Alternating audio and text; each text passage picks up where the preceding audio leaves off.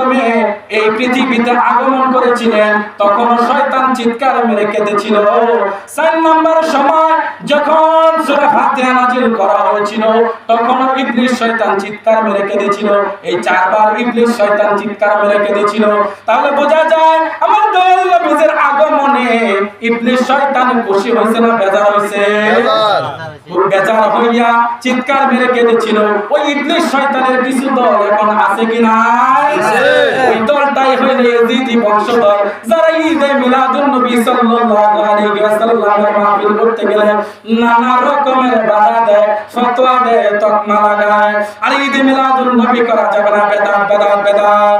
আমি বলতে চাই আমাদের দলিল লাগে না, আমরা সুন্নিরা আশিক রাসূলরা বলতে চাই ঈদে মিলাদুন নবী আমাদের সুন্নিদের তকদিরে আছে, ঠিক কি না? সবাই বলে আল্লাহু আকবার। ঈদে মিলাদুন নবী পালন করা প্রত্যেকটা উম্মতের জন্য এটা পালন অবশ্যই কর্তব্য। আমি পত্রিকায়